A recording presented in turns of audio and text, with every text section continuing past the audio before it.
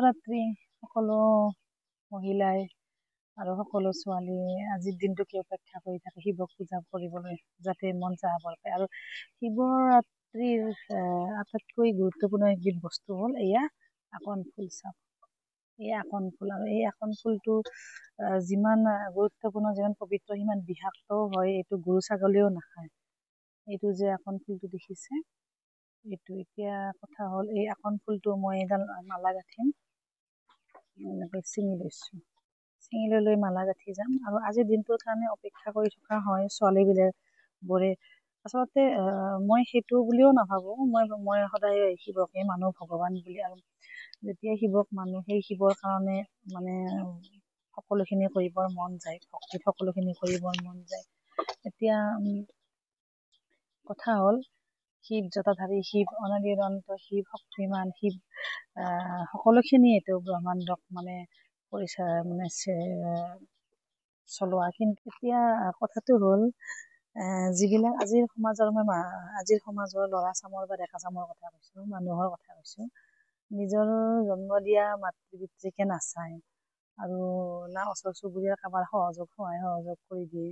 গাঁওবিলাকতো বেছি মানে ষ্টেণ্ডাৰ্ড হৈছে, মানে ওচৰৰ কাৰো সহায় নাই, বা কিবা মানুহ বুলি মাত নিদিয়ে, বিপদত সহায় কৰিব নাহে। তেওঁলোকে এতিয়া একেবাৰে আজি ভাং ভুটা খাই পেলাই শিৱক পূজা কৰে, শিৱক পূজা কৰা দেখুৱাই। গতিকে এই যে মানে অতিমাত্ৰা এইবিলাক যে, এই গতিকে মাজে মাজে সেই মানুহবিলাকলৈ হাঁহি উঠে। আজি শিৱ পূজা, আজি ভাং খাবই লাগে, নিয়মে। আৰে নিয়ম কিয়? নিয়ম নহয়।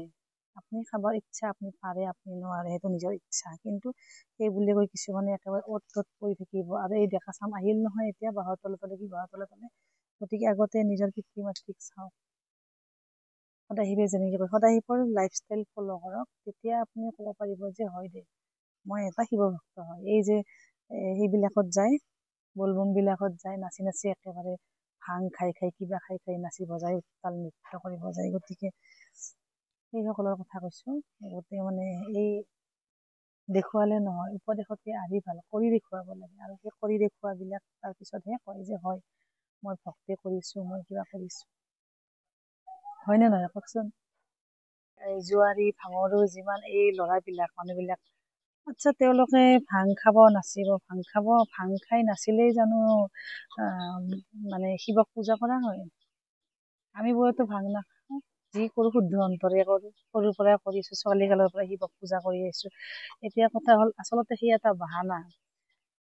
শিৱ সৰ্বশক্তিমান শিৱে মানে গংগা সৰস্বতী, গংগাক ভাগীৰথে যেতিয়া নমাই আনিছিল গংগা, আৰু সেই গংগাক তেওঁ স্ৰোত কমাবৰ কাৰণে নিজৰ জটাত বান্ধিছিল। শিৱ হলাহল বিষ পান কৰি, তাৰমানে পৃথিৱীত ধ্বংস কৰিব লগা যিমান বস্তু হলাহল বিষ যেতিয়া সমুদ্ৰ মন্থনত ওলাইছিল, এই হলাহল বিষটো পান কৰি পেলাই শিৱে পান কৰি পৃথিৱীখনক ৰক্ষা কৰিলে, দেৱকুলক ৰক্ষা কৰিলে।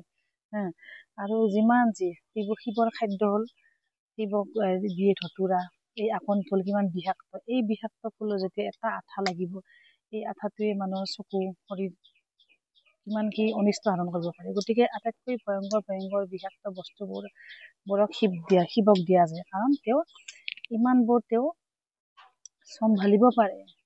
তেওঁ তেনেকুৱাই পৃথিৱীৰ যিমান বিষাক্ত বস্তু তেওঁ কণ্ট্ৰল কৰিব পাৰে। এতিয়া আজিৰ এই মানুহবোৰ, আজি চাবচোন দিনৰ পৰা গধূলিলৈকে কাম বন নাই। আমাৰ এই ভাড়া ঘৰৰ এই ল'ৰাকেইটা কাম বন নাই, গৈ পেলাই গাঁৱত গ'ল ভাং খাব, কিবা কৰিব, ঘোটা খাব।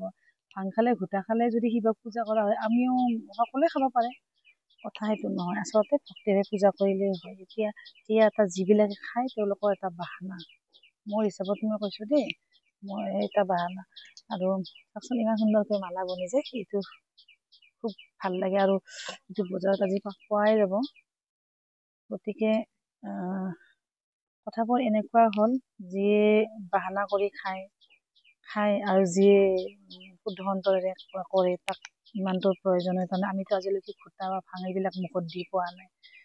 গতিকে নিজৰ নিজৰ কথা। আৰু এতিয়া কথা কওঁতে মালাডাল হৈ গ'ল, আৰু ইমান সুন্দৰ মালাডাল যে খুব ডিজাইনটো মানে খুব ধুনীয়া লাগে, বস্তুটো খুব ধুনীয়া লাগে। এডজাষ্ট কৰি দিছোঁ মই। এইডাল মাজে মাজে মেলা ফুল কেইটামান আৰু ফুলটো এনেকে কিছু সময় এনেকে টিপি দিলে চাওকচোন, এনেকে টিপি দিলেও বস্তুটো এনেকে মেলা যায়, খপ কৰি শব্দ এটা হয় আৰু মেলা যায়। ভাল লাগে এই কালাৰটোৱে ইমান সুন্দৰ কালাৰ হয় নহয়, আৰু ইমান পবিত্ৰ কালাৰ। গতিকে আজি এইডাল দিম আৰু এই মালা আনিছো, ফুল আনিছো, ৰাতি পূজা পাতিম।